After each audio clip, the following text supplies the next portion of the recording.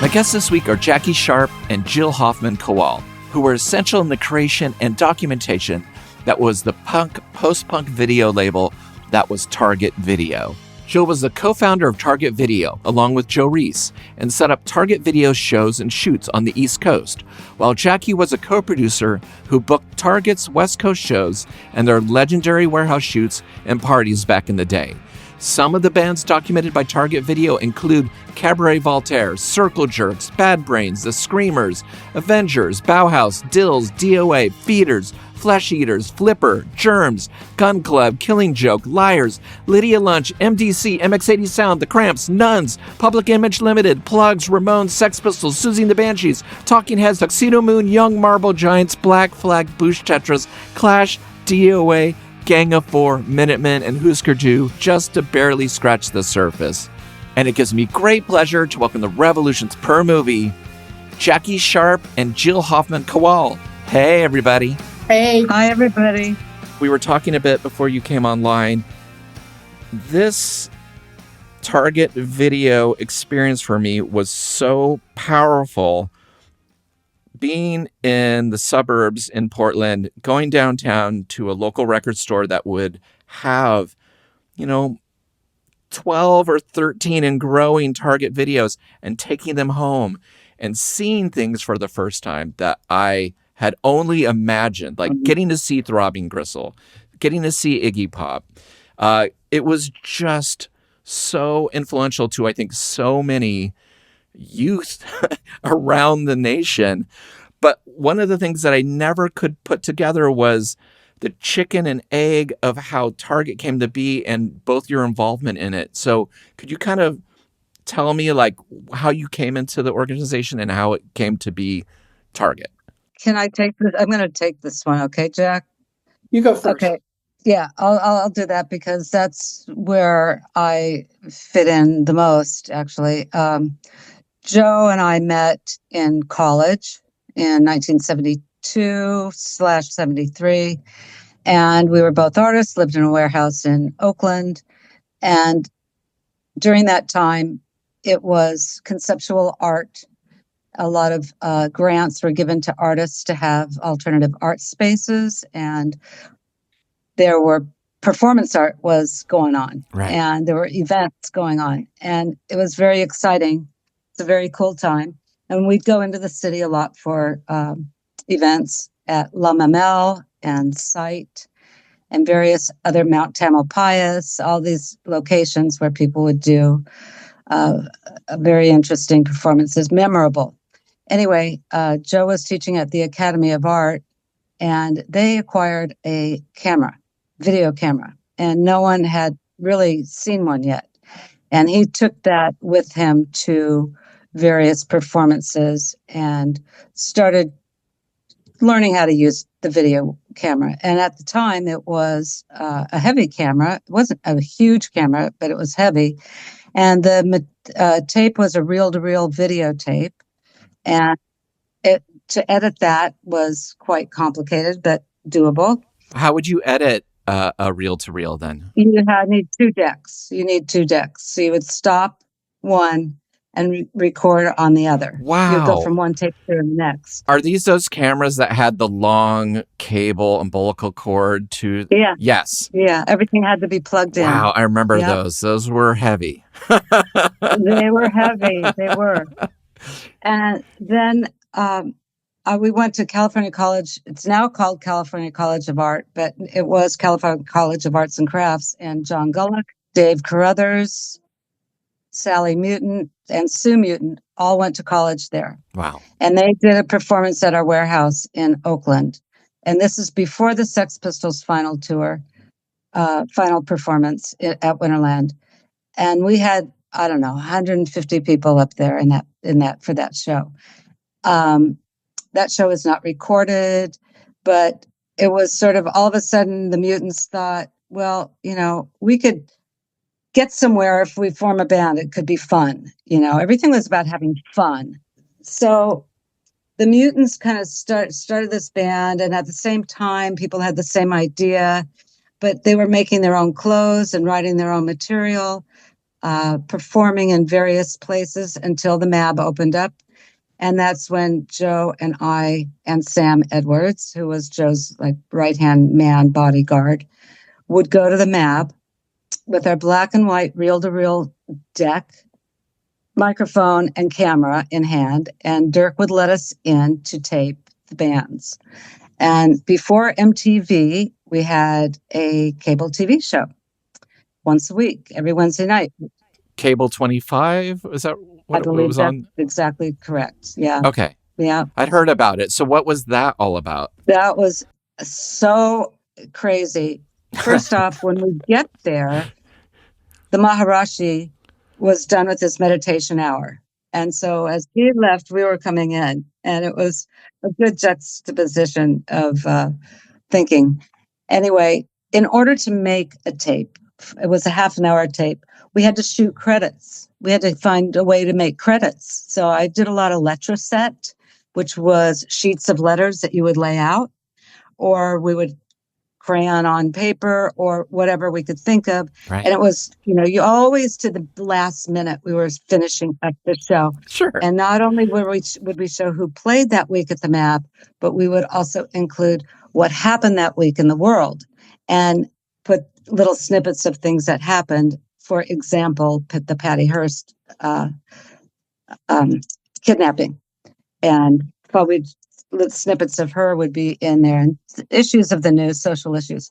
So that went on for quite a while, and we would drive from Oakland with tape in hand to the station, and that's kind of how it started. And bands from LA were doing the same thing. We were the only people that I know of in California anyway that were videotaping like that. I mean, really videotaping and editing and doing something with it, editing a half-hour video show for television. So it was a very exciting time. And then we got, as the tapes change, they change along with the technology. So next thing, a color camera came along. And Joe was very clever in getting his hands on this equipment because we didn't have money to buy these cameras. He would borrow them from the school, the college. Okay. And the first studio shoot was The Screamers in color. 122 Hours of Fear. Yeah, you had Paul. Yeah, I just had Paul Rossler on, and to talk about that and the Nervous Gender footage that you shot. And again, without either the concert footage or the warehouse footage, lost to time, the Screamers, except for that little demo, and just their legacy would be lost. It's incredible. And it's incredible. Yeah. Yeah.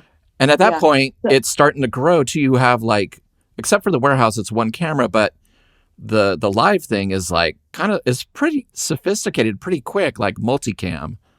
It grew really fast because Jackie will know what year probably that Devo played in Petaluma because she set that up. It plays out over about 4 years. Because that's when we got our Ikegami cameras, and that's when things got really good. Because the Devo footage, you can tell the difference between, the Mabuhay black and white. So, yeah, the Cramps at Napa was reel-to-reel black and white videotape. He had to get an outlet and electrical power to videotape that. As we grew, we wanted to branch out a little bit, and we were coined at electronic cinema. We were thinking of words to use, and I got us a show in New York City in 1979 with Glenn O'Brien, the editor of Interview magazine. Oh, sure. TV party. Yes. So he let me use his theater for showing Target Video. So I went to New York. We did the show with success. First time in New York. And, New Yorkers aren't really into California punk bands. They're very snobby, like I am. I'm pretty snobby about punk rock. You're not alone. Everyone right now, their ears just tickled because they're like, yep. Yes, I agree with this So statement. true. So true. But I ended up staying in New York for 2.5 years because I got a job offer while bringing a demo tape of Silky Berlin's band, a demo tape of her band to Virgin Records promotional office in the West Village. I went with her. I gave them a press kit for Target Video. They called me 2 days later, asked me if I wanted a job. And without hesitation, I said yes. Okay. And I worked for Virgin Records for 2.5 years. Then comes Jackie. Wow. In California. So I was in New York from 79 to 81. That is intense already. Wow. Okay.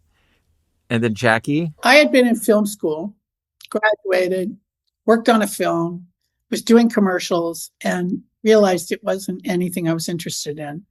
And I was friends with her Pearl Harbor and the Explosions, some of those, the Haynes brothers.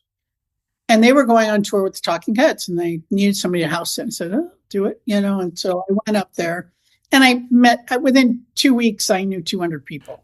Right. And, it's so true. It's a small family. It's a family. It's all vicinity. It's proximity and vicinity, isn't it? Oh, true. And had somebody I'd met, and they said, "Oh, you got to meet Joe Rees." And I was like, "Yeah, who's this guy?"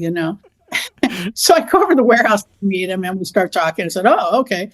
And so we started doing projects together, and then I had to move. So I moved into Target Video, and I was in a loft there. So then it was just 24/7 of stuff. And then at some point, there was a woman named Janine Richardson who was with Target, and she was kind of Joe's assistant right hand. And she was the keeper of the keys to the phone and the answering machine and everything. She was really protective of Joe. And, weren't we all? So Jill was gone. And then I think Jill was probably a little suspicious of me, like, "Who is this?" And we got on the phone one day, and we were instant friends. Like, "Oh, yeah, okay," So we got to know each other over the phone because she was in New York. And then at a certain point, she moved back to San Francisco. Actually, no. I was there, and many shoots later that year, we went to Europe. And I don't know if I had met you yet, Europe, or if I met you at the airport. Oh, no, we met. The first time we met, you were at my door in that apartment with the bathtub. That's the first time we met. I opened the door. No, that's wrong, because that was on the way back from Europe. Oh. Really? Yeah. So I think we met up at the airport, and then we went to Europe together, and we were all like, because you were already at the Virgin Townhouse, weren't you? Mm-hmm. And we met up there. That's anyway, interesting. So here we go. It was just weird that we don't have our history straight. No, it's a scoop. I love it. It's been a lifelong friendship, and we became friends right together. And it's like totally talking about this. Do you know so and so? Oh, blah, blah, blah. And then just talking as if we had known each other our whole life. Yeah. But then it was many months before we met physically. Yeah. Right. Yeah. And I'm pretty sure we met in London physically, or not in London, but at the airport, maybe in New York or something. I'm pretty sure it was something else, but this is funny. This is very funny. Because the New York thing was, I stayed in Europe longer, and you were already back in New York, and I got back to New York, and I went to that apartment, and Jonathan Formula was there that time. Remember, that was that time. Yeah, we're having catch up here. No, I'm good.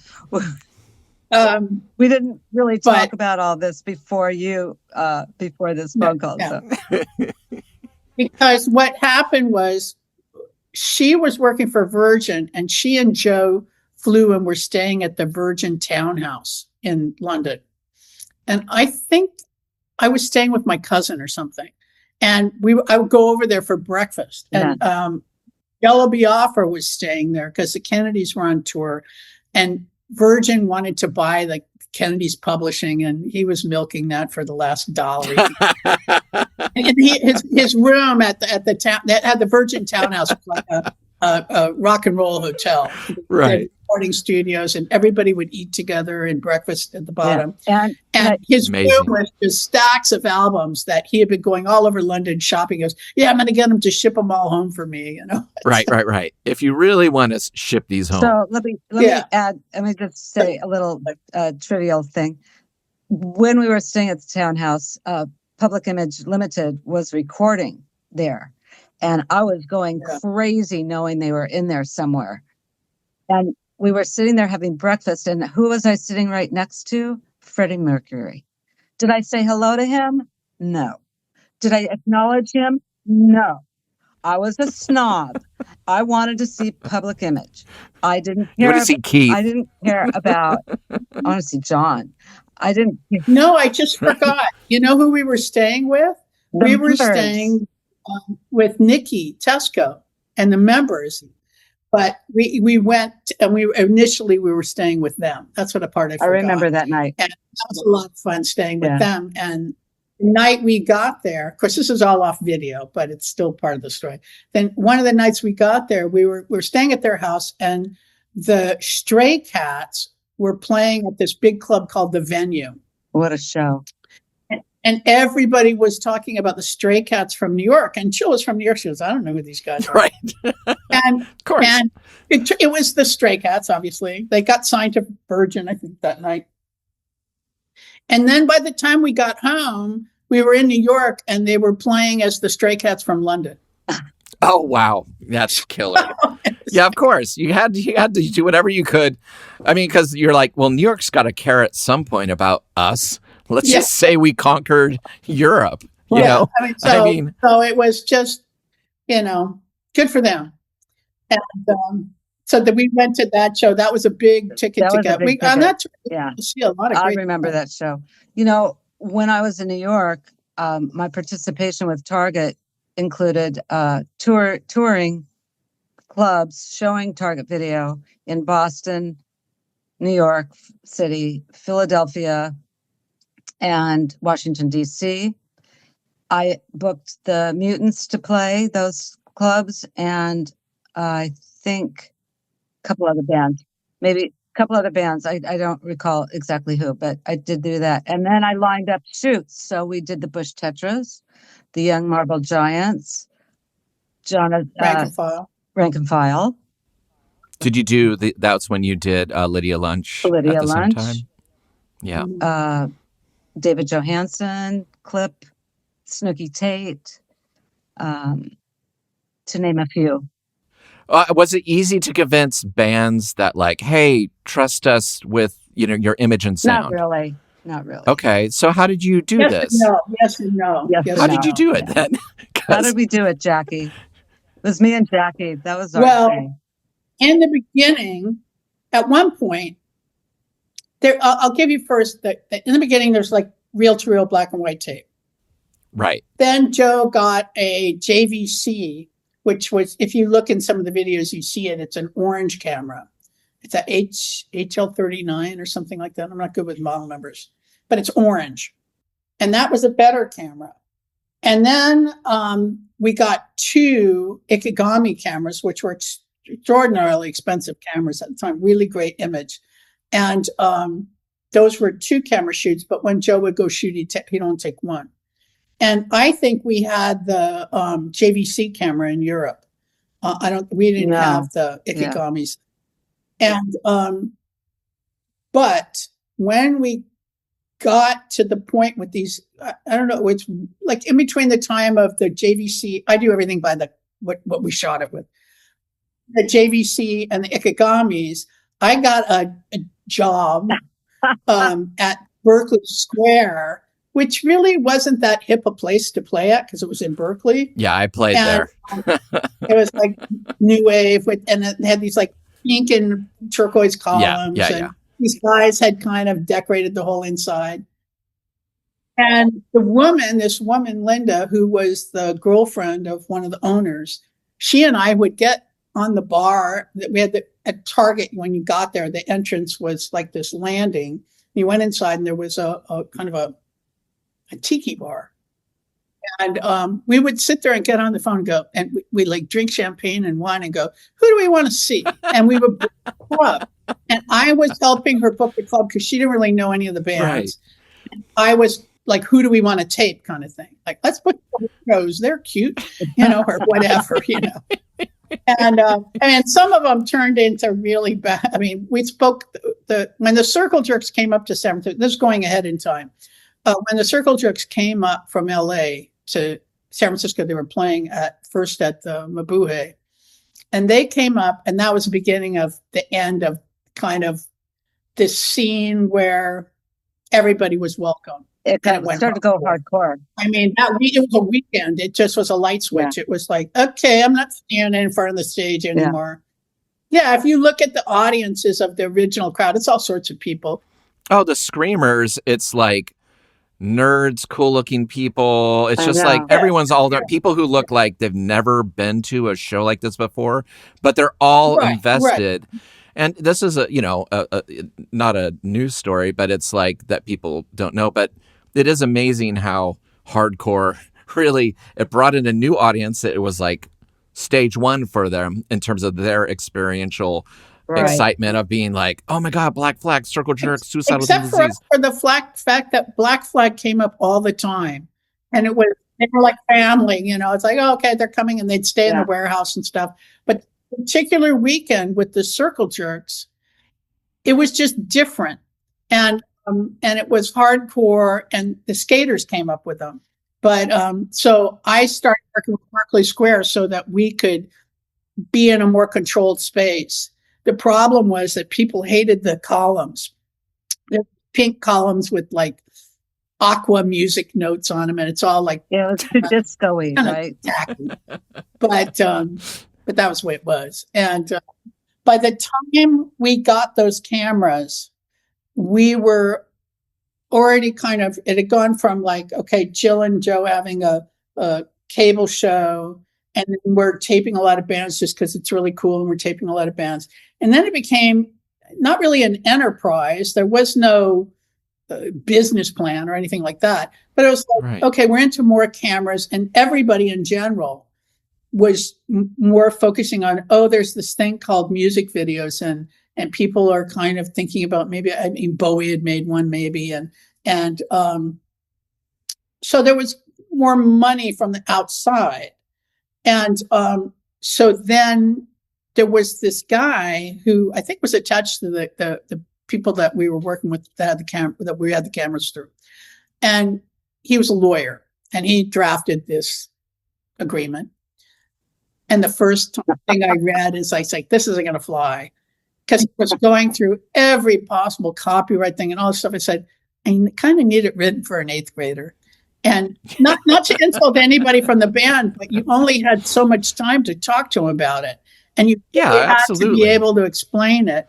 And because most people didn't have managers or anything, and you're just talking to people in the band. And some people just thought that it would ruin the moment, that it took the purity away. That's right. It's like people didn't like the lights, and we didn't have one thing where Will Shatter tells Joe to turn the lights off, and there's no reference at this point. People have not seen this happen yet. Finding a tribe in the Amazon and taking their photograph.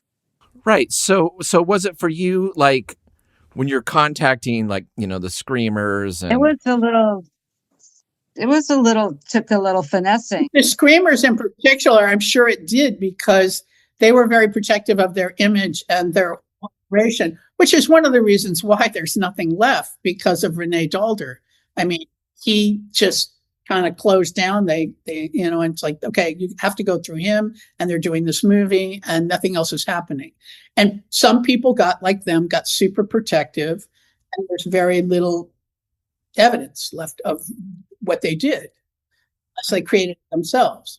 The goal, I guess, at this point was the touring and showing it publicly. That kind of happened organically, because there were a few French people in San Francisco, and they said, we can arrange this. I think they arranged the tour, and this company, Fnac, was kind of, it still exists. It's kind of a unique company at the time. And it was really hard to explain, because physically when they got there, right in the middle of Paris, in this one of the places, they had this store. And in this store was a video theater, which you didn't find anywhere. Right. They had this electronic They had theater. the projector. So that's where we showed videos from there. Yeah, It was packed. It was like a Tower Records. But to explain what the store was they sold electronics and music and books, anything sort of audio, video, intellectual, kind of thing. No washing machines or refrigerators or anything like that. It weren't really an appliance store, but they were like, I don't know, another store. They were progressive for media. It was like a bookstore, a record store, and an electronic store all mixed together in a really progressive way. And they took care of shows all over Europe. So after the week in Paris, which is a whole other bunch of stories, weirdos included. That was such a great trip. And Jill went off to do a show in the South. And that's when I went to Berlin with the Kennedys.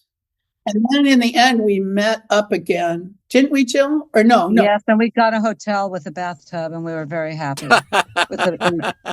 Yeah, some of the places we stayed at in France back then were pretty rough. Yeah. We had a great time. And when we played, we would just call and say, wow, there are 12 of us with Target video. Because these posters, the Target poster looked like a what do you call that? A shooting range. A shooting range. A man. The figure. Yeah. But they had turned it into a whole poster with all the band names on it and everything. It was all over Paris, because they're really into pasting, glue, pasting posters. Well, everybody was into flyers. Everybody knew about it. Postering. And they were lined up to get in and to sit there and watch this stuff. And Jill and I, the people were just sitting there, and it was silent. And so we got to get some music. And because they turned out in the booth, they had these turntables.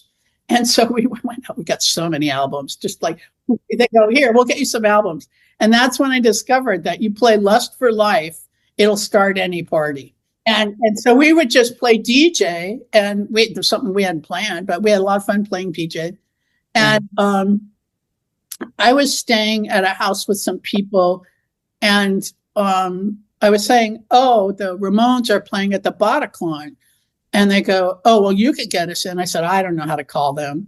And so they called and got us and like 12 people in to go see the Ramones. And who did?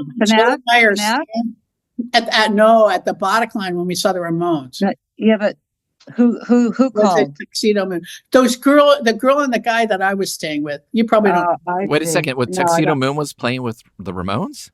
No, Tuxedo Moon was playing with somebody. With Bauhaus. Okay, that's right. Okay, I love Tuxedo Moon songs, and I was like, whoa. Okay. So do I. Hey, Chris, have you seen the Target video, the Tuxedo Moon Target video? I did. I had it at my video store. Jinx with the film on Winston's face.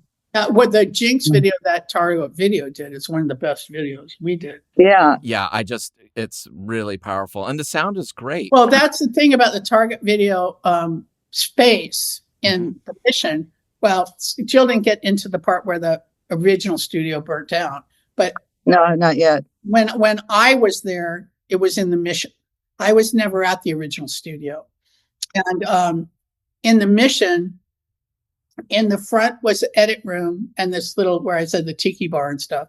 And then there was a big studio, and in the back was the bathroom, and then Subterranean Records recording studio was back there. The floor is blue and green. Aqua green and aqua blue check. So anything that you see with that floor is the Target live at Target video shoot. You kind of pretty easily tell if it's at the studio. But we were running the sound through the Subterranean. And Mike okay. was running it, all the production. Michael Fox. He was his band was the Tools. So Subterranean, Damage, and Target all in one building. It was a huge building. Wow. And did you ever have any trouble with like neighbors Yeah. in this building? No, not We neighbors. didn't have Maybe any. the convenience store across the street. Oh, well, Maybe sure. It's No, gonna be they busy. didn't. it was. No, it was a great location. In fact, the address 678 South Van Ness doesn't really exist. I think it exists now on Google, but I don't know why, because it was made up. Oh, wow. And why did you Yeah. make it up? Just to throw people Bill off the... made it up because he thought that the cops, Wow. so the cops didn't find us. To keep it underground. But the post office still delivered the mail. It was just so weird. Can I tell you, can I insert, when we were in France and Jackie was in Berlin and I went off to Poitiers, and a small little town in France. I don't know where I was. I just had a bunch of videotapes with me. In fact, I had 8 hours or 16 hours worth of videotape with me. Which is very common. That's how long these were. Yeah. So we had 2 8-hour shows, and out of the woodworks, out of the walls came all these kids. And I was on my own and introducing the tapes. Didn't speak French, but it was okay. And we managed, language is always very interesting because you can figure out how to communicate, whether you speak the tongue or not. And pillows on the floor, and people camped out and watched 8 hours straight of video. Wow. For I think 2 or 3 days.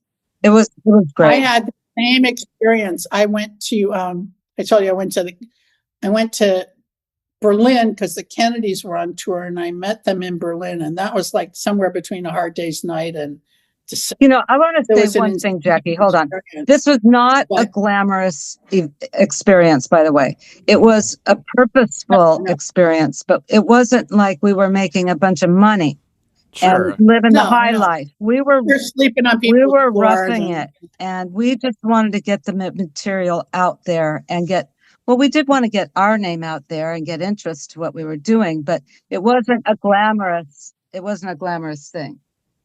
And somehow these kids knew about stuff. Like I go to Berlin, and like it was like A Hard Day's Night because this club SO36 in Berlin, they had way oversold the show, and we couldn't even get into the club. It was just amazing. Well, Jackie, remember we walked out on that $14 for a Perrier. We walked out on our bill. Oh my God. Where was in that? Paris somewhere. We ordered a Perrier and it was $14 each, and we snuck out. I don't remember that, but getting back to Berlin. See? Different memory. There's all of that there. The next day, we're in this town called Hereford that was very small, and they were playing at some, pub bar place. No, Hereford. And, okay. And I got there early, and Hereford. And there were these kids out on there's kind of a balcony, the porch area of this place. And this guy's got a black leather jacket on and a germs circle on it. And I said, how do you know about the germs? And he goes, I read it in a magazine. And everybody, it's the power of fanzines.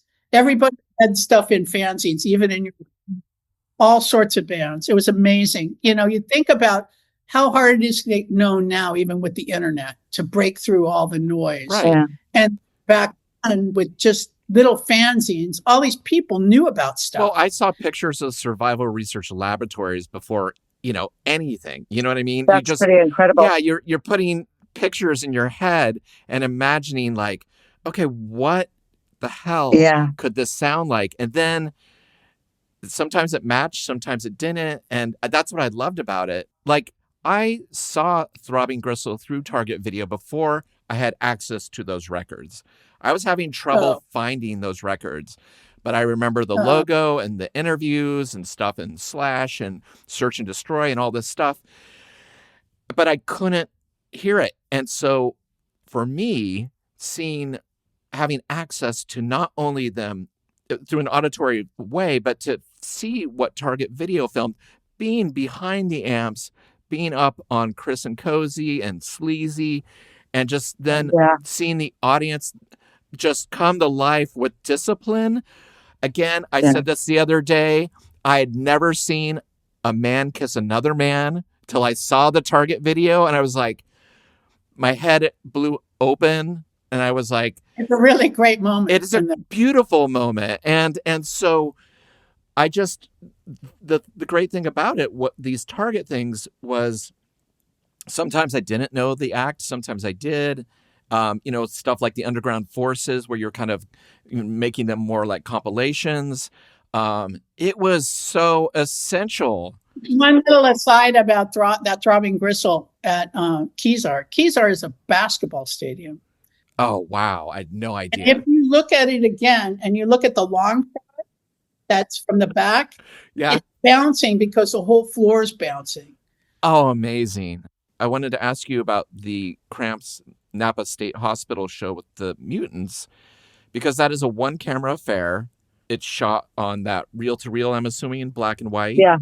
Mm-hmm. And it has that kind of thing where it streaks if it hits a bulb, like a news camera kind of thing. How early in the Target story did that come about, and how did that show come about? Well, the story is told in the documentary called "We Were There to Be There." Okay, I'm here to tell you that next Tuesday is my episode with the directors of We Were There to Be There, the documentary that Jackie and Jill are talking about now, which is a documentary on the amazing true story of the Napa State Hospital show with the Cramps and the Mutants, filmed by Target Video on June 13th, 1978. The episode will drop next Tuesday as a bonus episode right here with Revolutions Per Movie. Now back to the show. We Were There to Be There by Field of Vision. Mike Plant is the producer. He is also an employee of Sundance Film. And in order to make that documentary, he needed to get funding. And the only way he got funding is if he made it into a social commentary. He started out with a historical context, explaining what Napa State Hospital was. So Napa State was a place that people could check themselves in.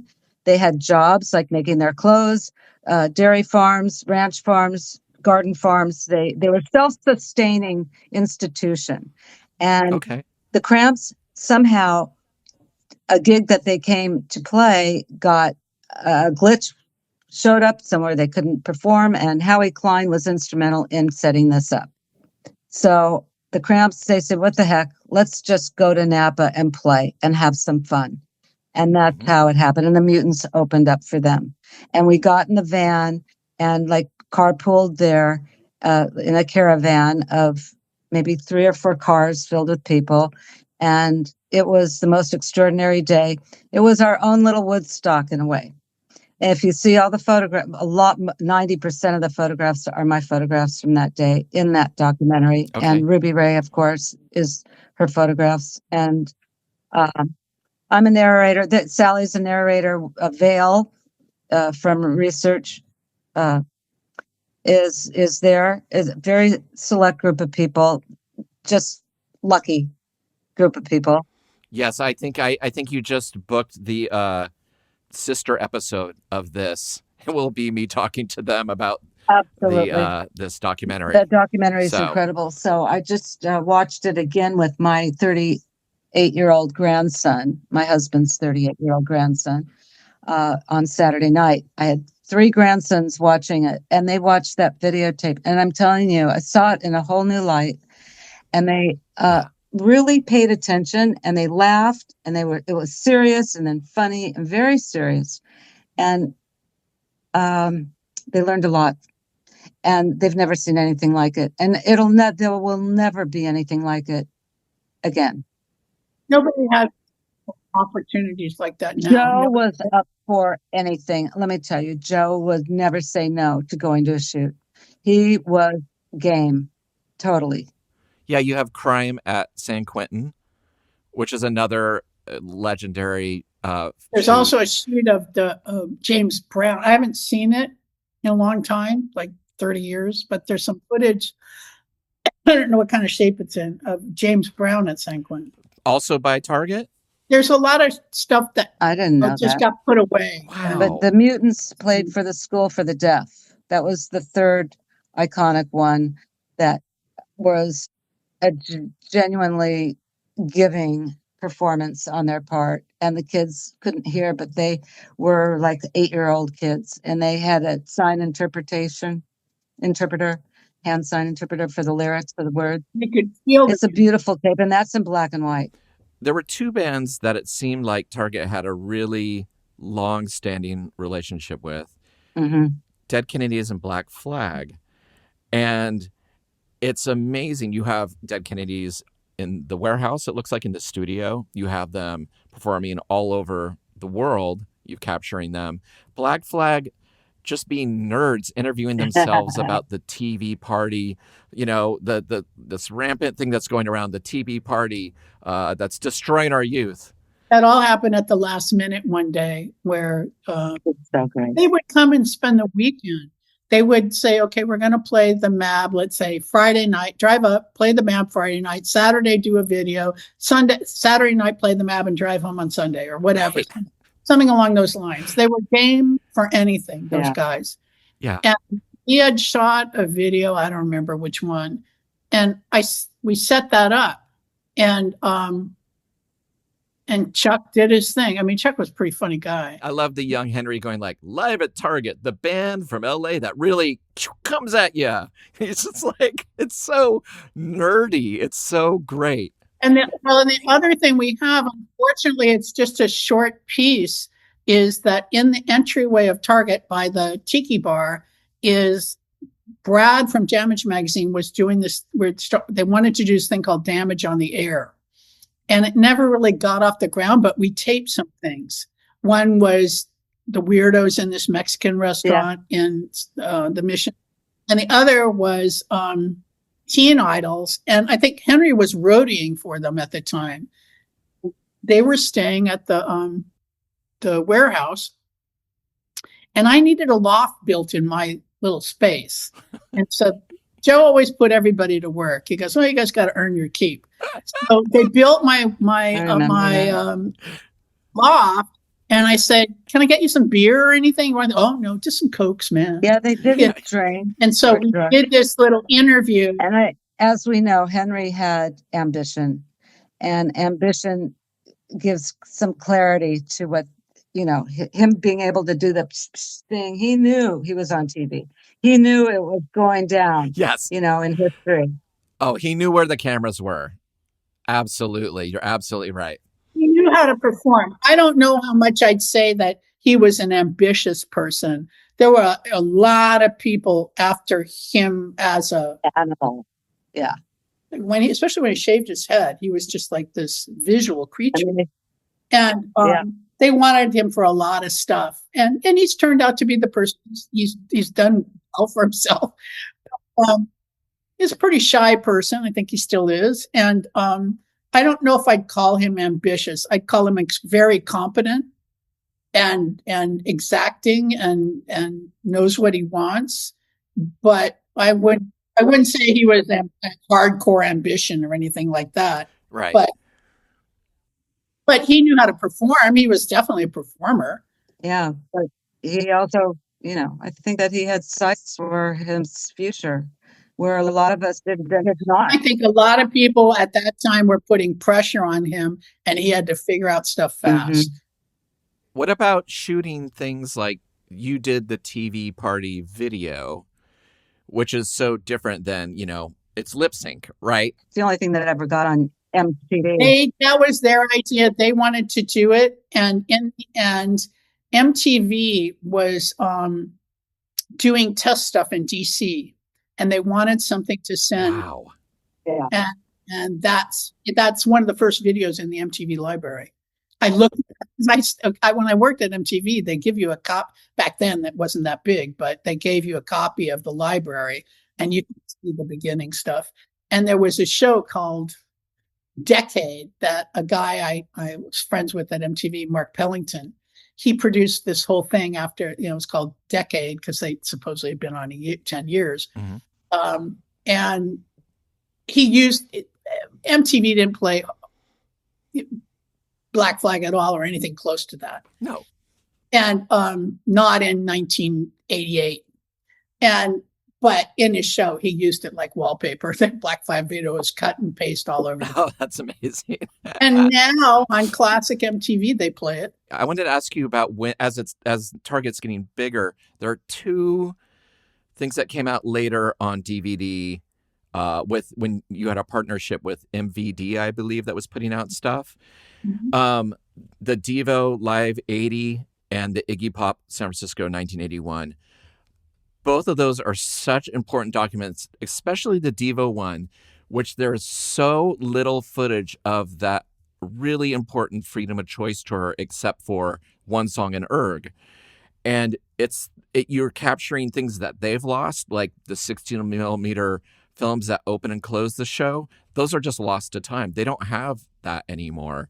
And it's a weird period for both those bands because, Devo is now a top 40 band, but they're still in this concert pushing so hard against the audience that has come to see them.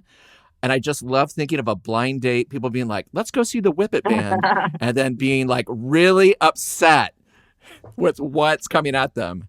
That's another important thing. It's not San Francisco, it's Petaluma. We rode in the car with Mark Mothersbaugh, and he was telling us how he took peppermint drops, like essential oils, all the way up there. He wouldn't talk because he had to soothe his throat for singing. And he kept taking this dropper of essential oils down his throat to get ready to perform. And I sat right next to him all the way up there. It's like an hour. Well, that shoot came about because when I was in film school, I was fairly friendly with those guys. Mm-hmm. I knew Bob Mothersbaugh better than any of them. Okay. His wife I knew. And so it got to the point where they were, I don't know if they were already in San Francisco or what, but they were coming up north. And I think it was Elliot Eastman or whoever their manager was at the time. I forget his name. I remember walking. Elliot Roberts. Neil Young's manager. Young's manager, right.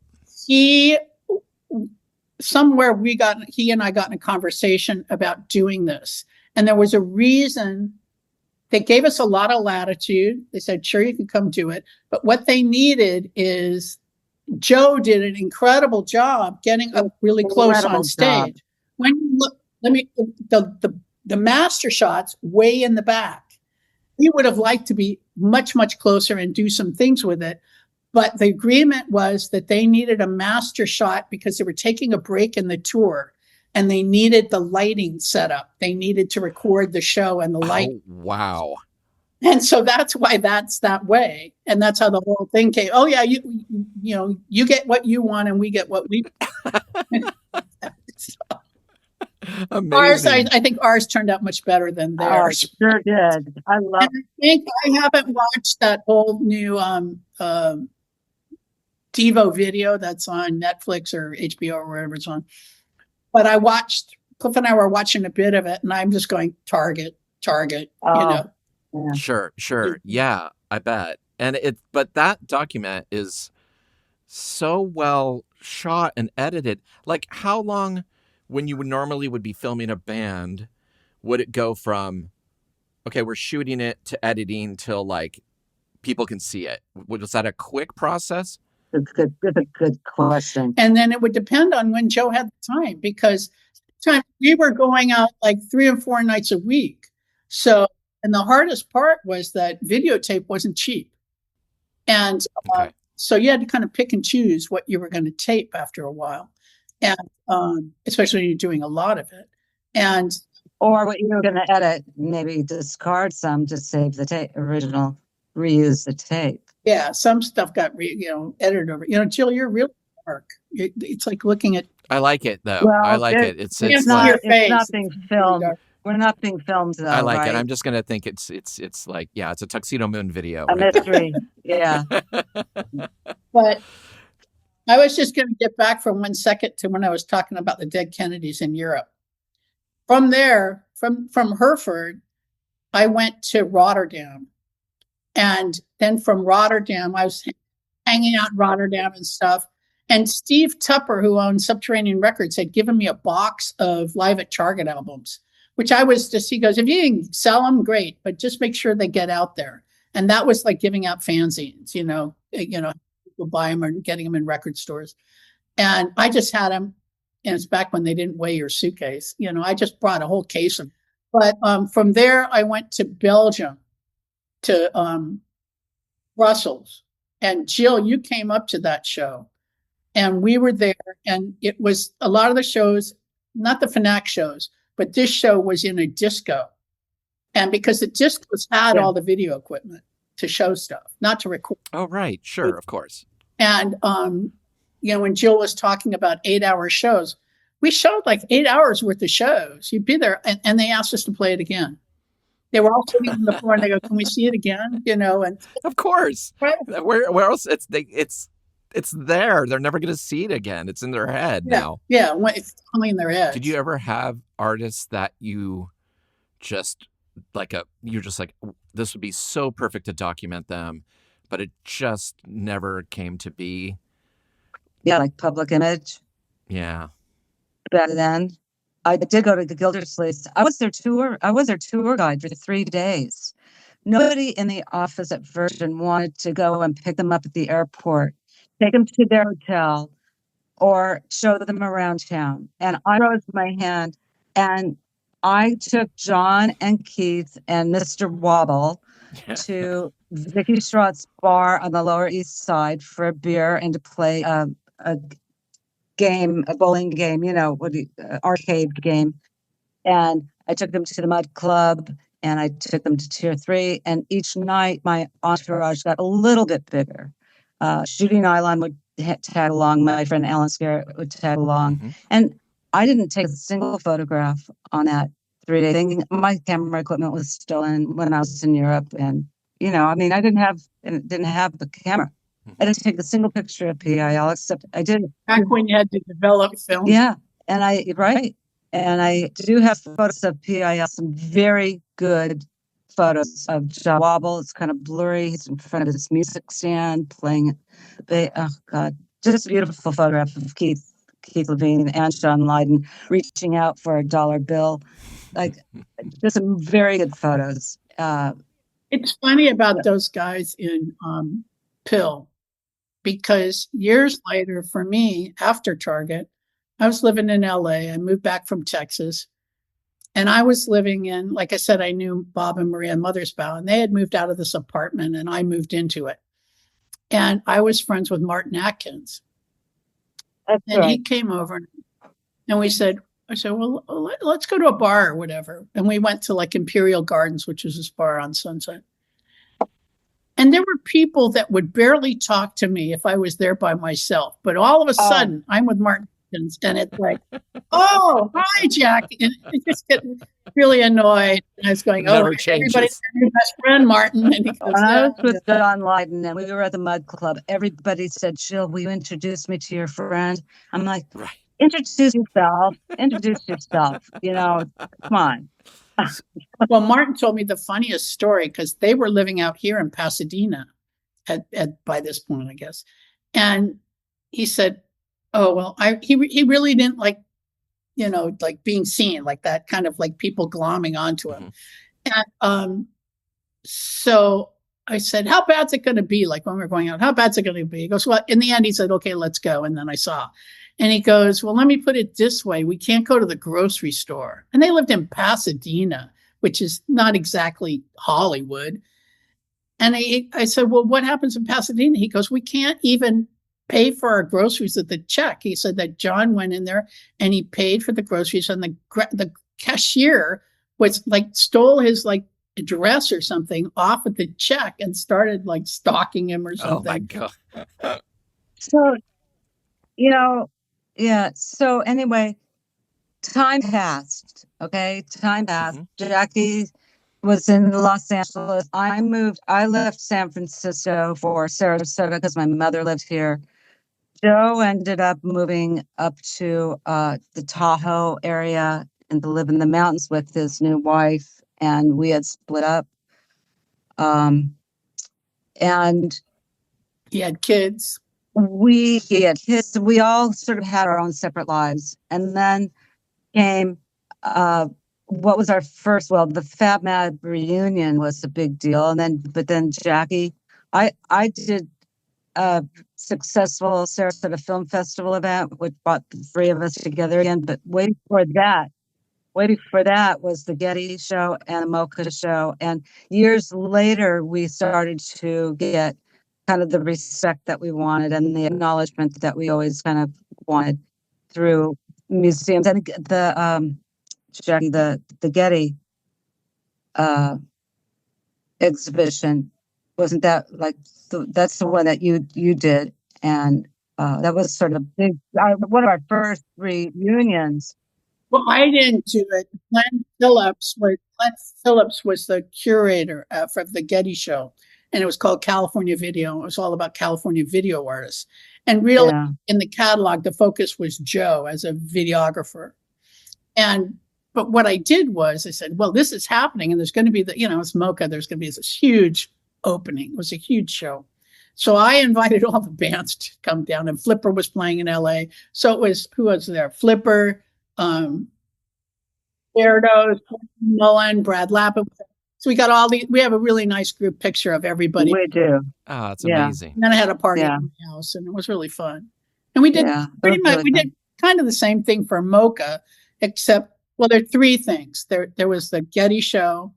There's the Mocha show where we showed videos outside.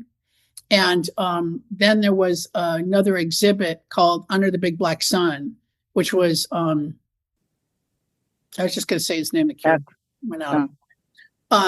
And Mark Pauline was in that show. And what's his name? They have a huge book. I have the book. Yeah, and they have a huge and then catalog from that show. We had stuff in there, and but what I did organize for that show, I didn't produce the show, but I got all the talent. Was Dead Kennedys, Avengers,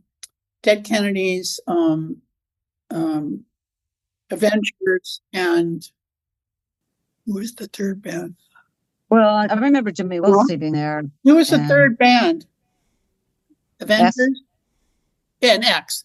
And they all played. Oh my God. That was like their big opening, was them all playing. And we were all older and more mature, but it was still we have still to the day we die have a bond that I think it's a mutual bond. Everyone feels the same when we're together. It's just like family. It's a beautiful thing. Mm-hmm. So it kind of goes in different phases. Just to kind of recap, it starts out really early on with what's called the Portapack, the black and white stuff.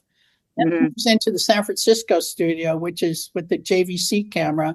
And that's when we started doing more bands at the Mabuhay and in the studio and stuff. And then we get the 2-camera thing. And then we go to Europe. That's another phase. And then we come back, and probably towards the end of that is like the Throbbing Gristle video, and and Devo. That's toward on the arc. It's toward the end. Yeah, and then I left in '83, I think. Yeah, and I went to Texas, and it's written about with Rank and File. And I was staying with Rank and File in Texas. Wow. And because I was supposed to go to the Virgin Islands, that job kind of disappeared. And they said, just stay here with us. So I stayed with Rank and File and got a job in Austin. And I got signed to the Slash. I was instrumental in getting them signed. That's true.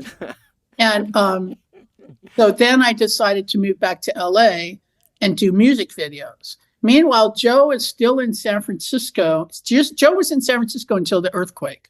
It was when the earthquake happened, the building was condemned. I was driving into San Francisco to see REM in '89 when that happened. Oh my God! I missed it by 2 hours. Oh wow! Thank God. So again, the houses I was staying in, the apartments were condemned like a week later after I left. Yeah, well, the Target building was condemned, and so wow, you were lucky. Yeah, it was spooky. You know, and in the city no or in the East Bay, where you're going? I was in the city.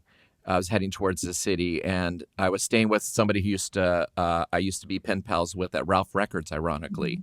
And so they said, "Oh yeah, sure, you can crash at my place." And but yeah, it was the city was in shock, and the bars were open and lit by candles, and people were it was horrible. Yeah. So Joe ended up going up to Susanville. He was actually working at he went up to the mountains near he was Tahoe working at the state prison in Susanville teaching art. Yeah. And then later he moved to Reno, and I moved back to LA. And one of the things that happened when I was still at Target before I left for Texas was that, it's sort of like that Black Flag video we were talking about. People were making videos, but they didn't really know what to do with them. Like Bowie made a video. Certain artists were definitely saying, "I'm going to make a video because it's my art and my visual statement, whatever." Yeah. But the companies had no idea what to do with them. And then MTV was starting this, thing. It was only a test run in DC, and that's why the Black Flag video was there, because they were a local band. And we did I booked a Target show because we didn't show that much on the West Coast.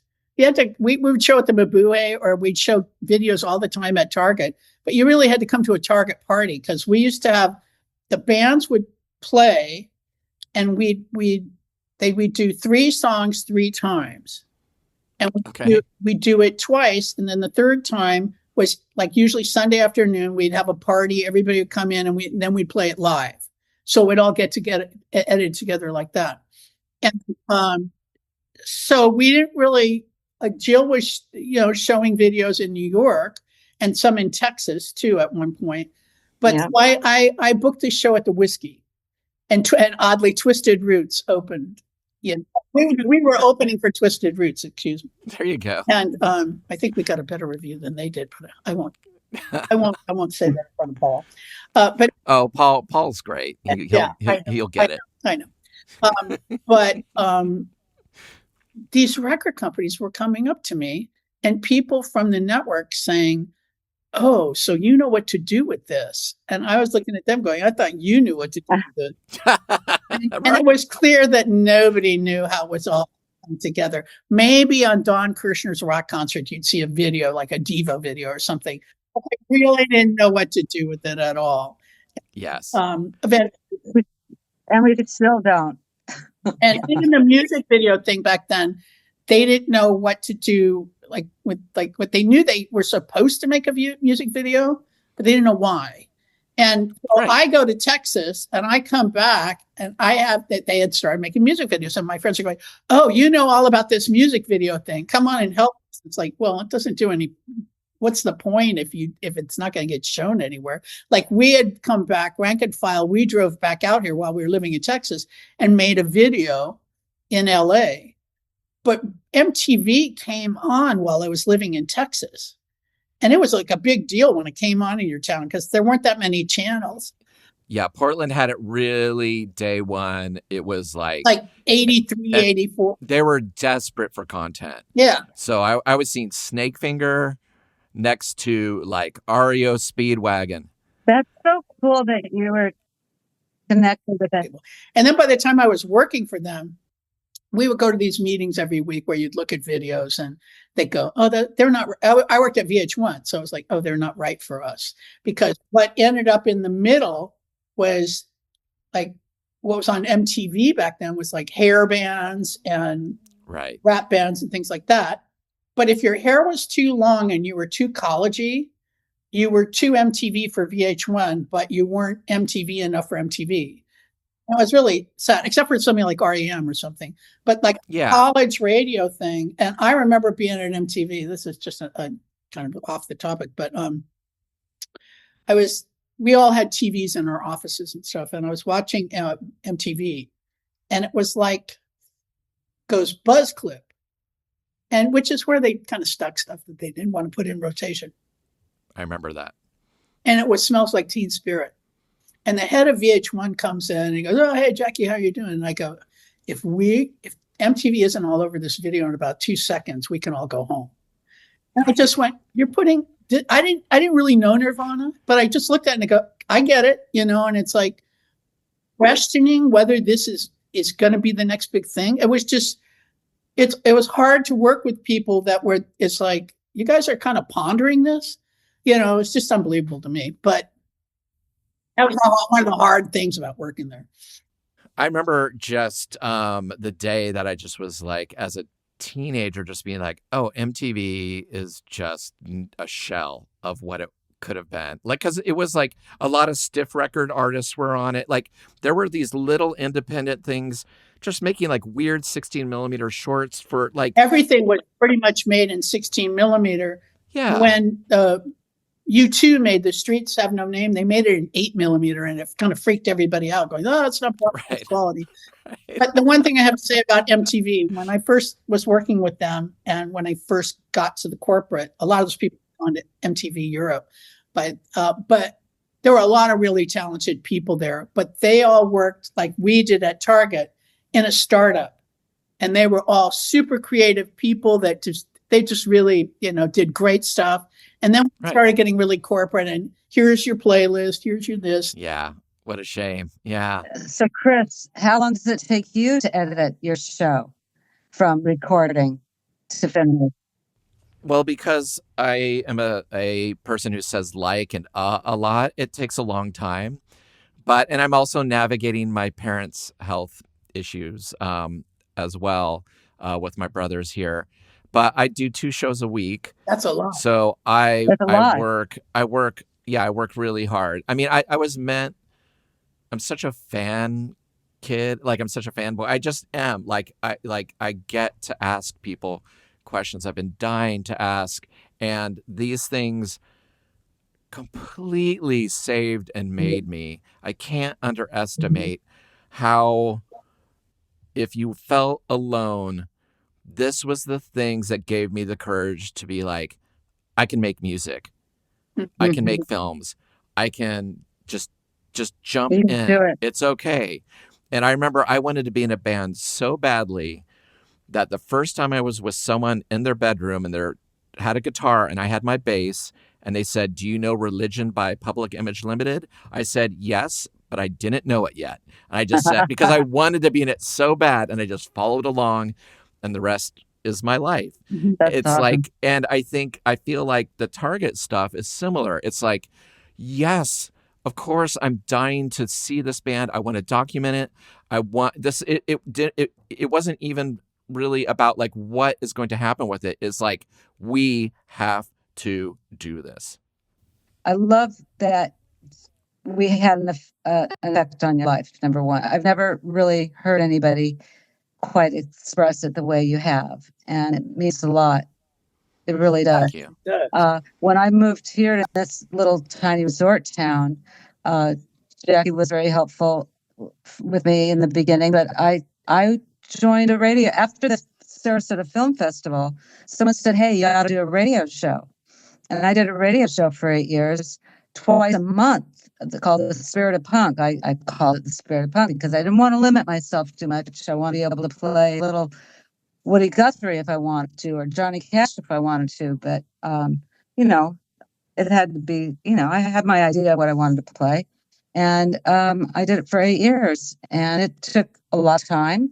And I just did it twice a month. And It took a lot of time. So what you're doing is very time consuming.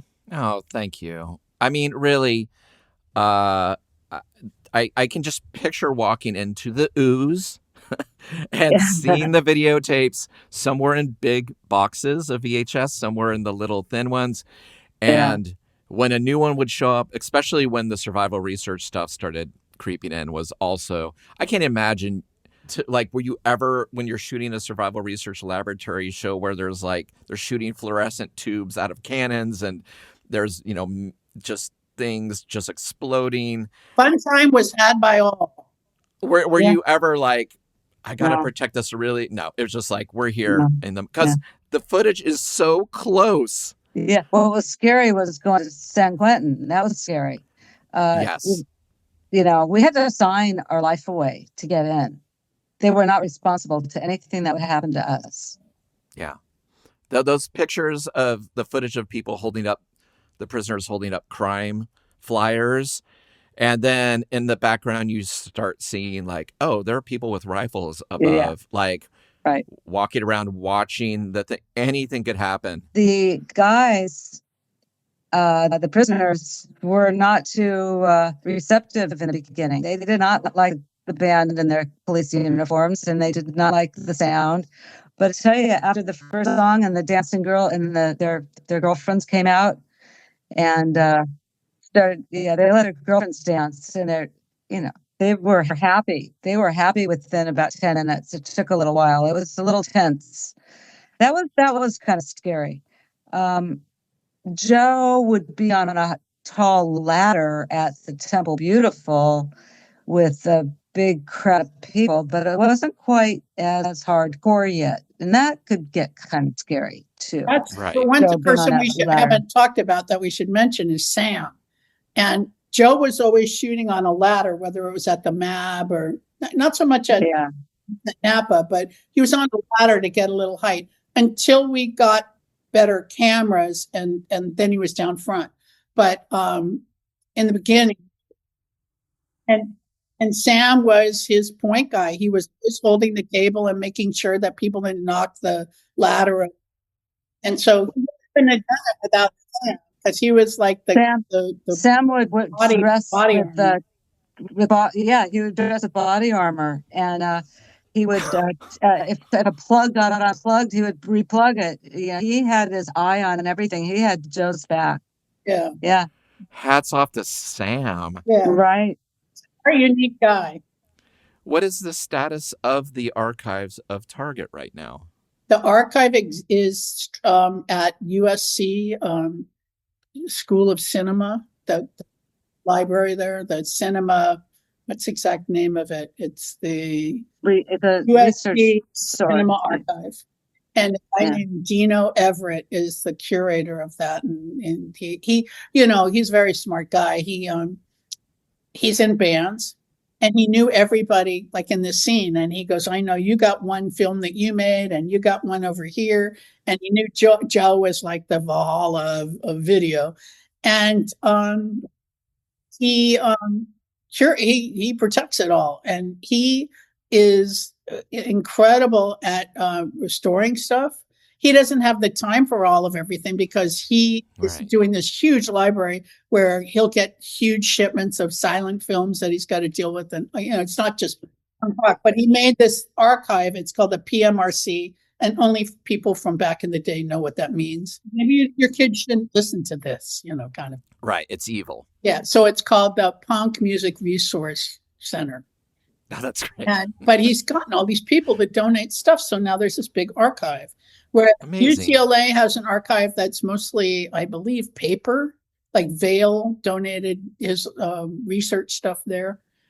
And then the San Francisco Library, Penelope was a librarian, and she worked at the library there. And so a lot of people have donated stuff there. So those are the three main resources that I know about. And but the Target video is all there. There might be one or two things that Joe still got, but 99.9% of it's at USC. Joe was the muscle. I mean, one thing, Joe shot stuff incredibly. I mean, I shot stuff too, but he shot the main stuff, the close-ups in it. And he had to follow the action person. He was the man. But also he edited. What happened without him. I always wanted to edit everything, but that was his country. And he would stay.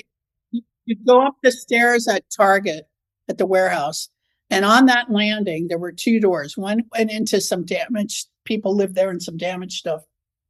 And then there was this edit studio, and he would sleep in there and edit videos. You can tell. Yeah. I mean, from the flaming skull at the beginning all the way to the thing saying, stick this VHS player into your stereo. You had to tell people to do that. It was all there. But I will say this, Joe on a Ladder could not have done this without Sam, you, both, all the people around him doing it. It's obvious that this was such an amazing time and such not even a labor of love. It was just it was just you. It was just an extension of you. It was like, of course. One thing I'll take credit for, this is total aside, is the green computer credits on the videos and the Yeah. Iconic. It's me and a guy named Alex Mexi. And he worked at a big publishing house. Because back then, in the early 80s, computers were just the green screens and the little green letters and stuff. So I knew what I wanted to do. And we went in there and shot it. And he worked at this big publishing house. And so he had all these screens. And so we just spent there all afternoon doing credits. There was one that was like, caution, the following material contains violent imagery taken from actual everyday life.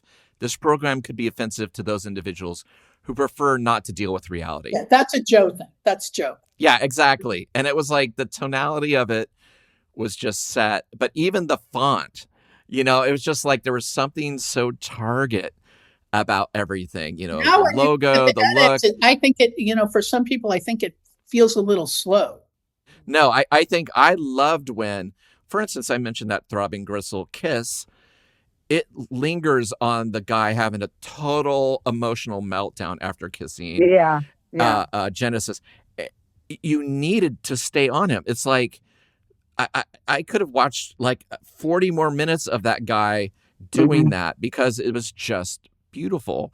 So I just I always felt the edits were great. Sometimes they were like really confusing and chaotic. It was like the black flag. It would be like, oh my gosh, like where am I? You want to know a secret? Go ahead. Sure. You want to know a secret? You know how we got that skull and crossbones image? No. Do you want to know? Yes, absolutely. I have it here. Right. The first question I had here was, where did the iconic flaming skull come from? Right there. A plastic pirate flag with a fan behind it. Wow. Yes, that is Target in a nutshell. Jackie, Jill, again, I'm not downplaying the importance of Target Video. Life-changing, altering for me. And, I was on a search in my video store to get as many complete as I could. And it was a thrill to, eventually be like, I got the last Underground Forces one, the missing one, And, but thank you again for just doing amazing work. It just comes through still when you see it. Like you mentioned Winston Tong performing The Stranger in Tuxedo Moon. One shot of him close up. It's one of the most beautiful things. And it's so Tuxedo Moon. Tuxedo Moon is definitely a close up, of Winston Tong type of band. Like you could cry watching that. I know. Exactly. So thank you both. I just wanted to say that. I always ask a question at the end of every episode, but I tailor it depending on what we're talking about. So on a scale of a 120-minute NTSC half-inch videotape being the lowest to a 30-minute 3/4-inch videotape being the highest, what video format would you give the body of work of Target Video? Jackie, would you agree 3/4-inch cassette? Yeah, 4-inch cassettes. Yeah, 3/4-inch. Yeah, 3/4-inch cassette. A big portion of it that's reel-to-reel, Portapack stuff. It's like it's not 50-50, but you don't have the 3/4-inch without the half-inch. Trick question. I had both. I had 3/4-inch videotape and then I had a half-inch Sony Portapack here. Yeah. So you're both right. You knew it. That's why we are soulmates from this point on. Again, thank you so much. It was You're awesome. A total thank you. A total honor to meet you. And I hope I get to meet you in person. Me too. Oh, Cliff says hi. Hi, Cliff. How's it going, weirdo? Hi, weirdo. Thank you for listening to Revolutions Per Movie. We release new episodes every Thursday on your favorite podcast app and additional bonus episodes every Sunday on our Patreon. The show is a completely independent affair, so the best way to support the show is through our Patreon at patreon.com/revolutionspermovie, where you can get weekly bonus episodes and shows, exclusive limited edition flexi discs and records and CDs featuring guests that have appeared on the show, and other exclusive goods sent to you just for joining. You can follow us on social media at Revolutions Per Movie and also find out more information about our various guests in the episode show notes. Thanks again, and we'll see you next week. Bye.